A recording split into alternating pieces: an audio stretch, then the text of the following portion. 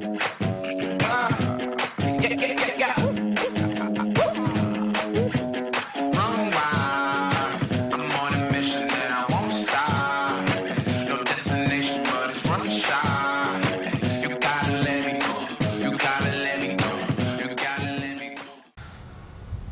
everybody, Brandon with Bearded Seabee82, and so on today's preparedness video, we're going to be discussing some first aid kits.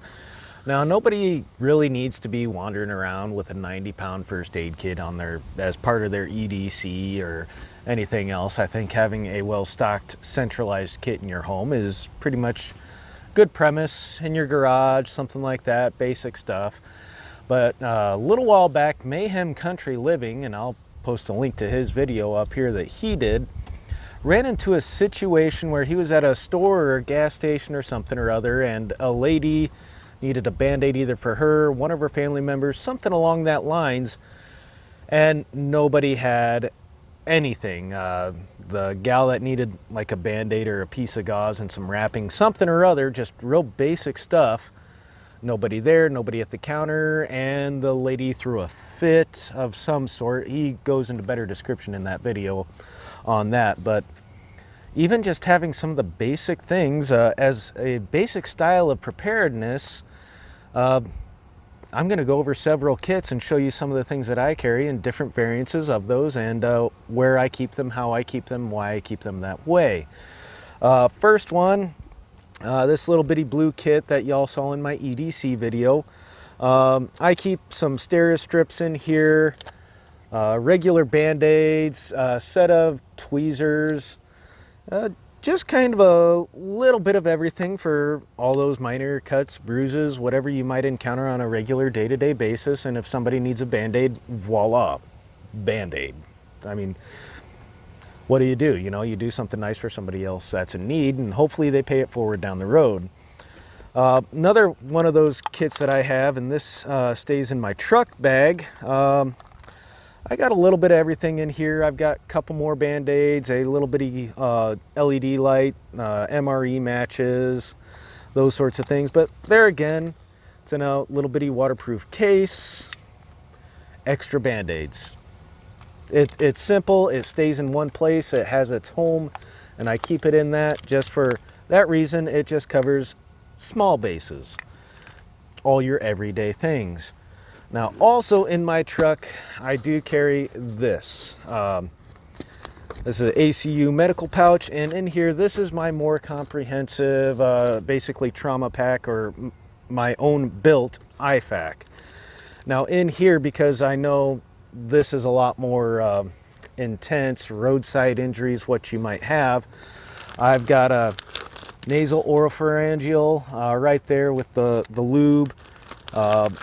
I carry an ACE bandage. I also carry a couple bags of Celox, one big thing of Quick Clot. Carry an emergency blanket in here. Get this stuff packed in right, because there again, I also carry basically larger gauze pads, ABD pads, that sort of thing.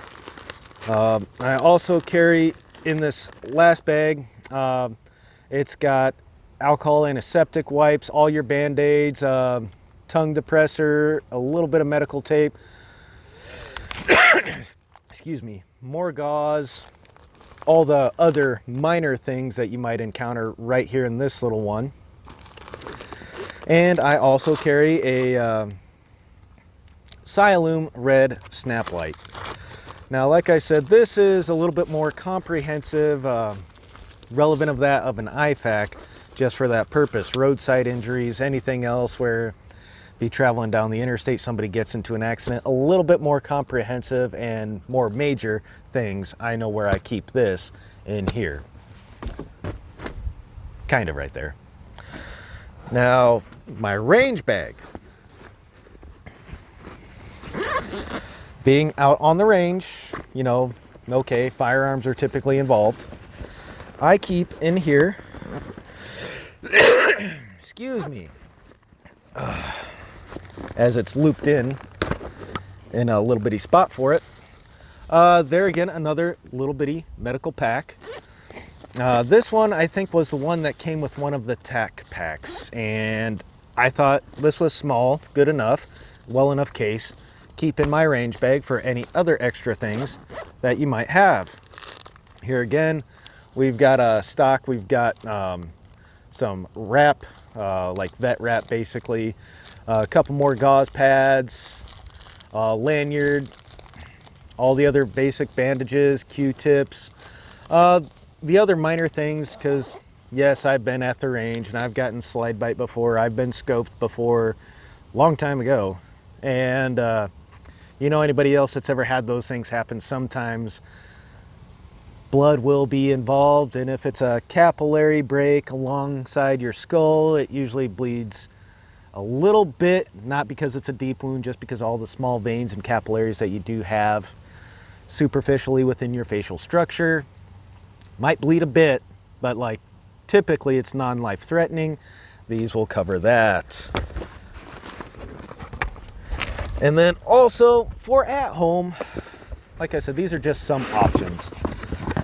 And for hiking, I do carry different kits for all this other stuff.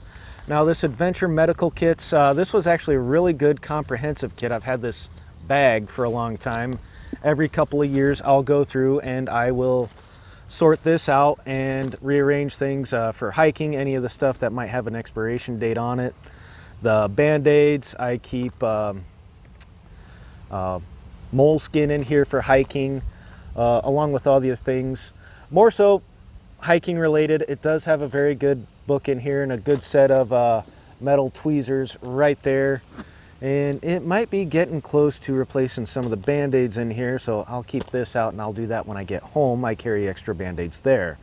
That's another inset all of its own. But for hiking, this one has served me well. Camping, things of that nature, as it organizes fairly well and can fit into most any pack any way you want in a relatively compact form. Now, this is another kit that I do need to get rebuilt. This is a DynaMed Kit.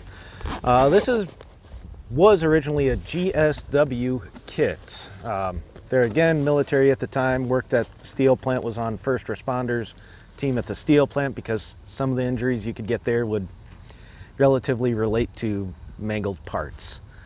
Having something relatively fast you could go to, not in here at this point in time, quick clot, chest seals, halo chest seals, things of that nature. I do have a Vaseline petroleum gauze, some larger ABD pads, a couple combined ABD pads in there.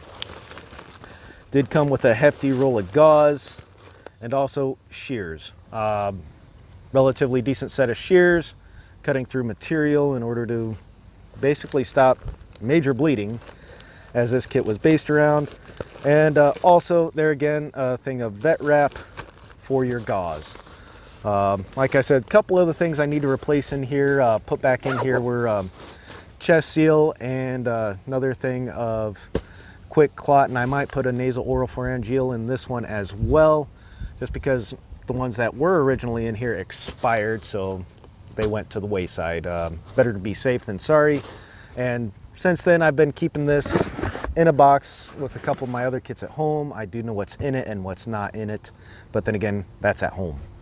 At home you have the availability to at least try and call an ambulance. And then lastly, there again, another kit. This one's a little bit more extensive for certain things. This is a suture kit with sutures.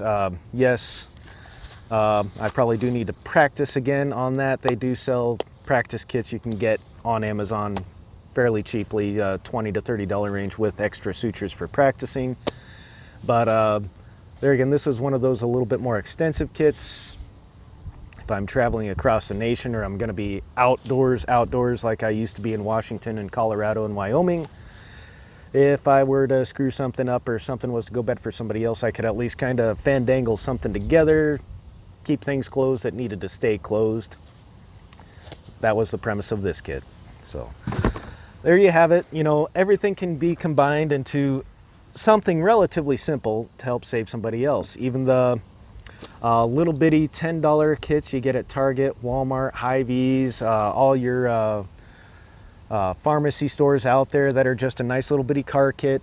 That's pretty much what they are. They will work well for home too, but remember, some of those things have expiration dates. Some of them do come with sundries like your Tylenol, aspirin, things of that nature, so it is not a bad idea to keep an eye on those. But sometimes you want something with a little bit better packaging. You can buy a package just like this for a few dollars anywhere. Army surplus stores work wonders. So there you have it, folks. Let me know what you guys carry down below as well, and if first aid is any part of your EDC too. Because hey, also on the note of that, practicing with some things, you know, because if you don't know how to use it, it's really not going to do you any good. So till later, everybody, take care.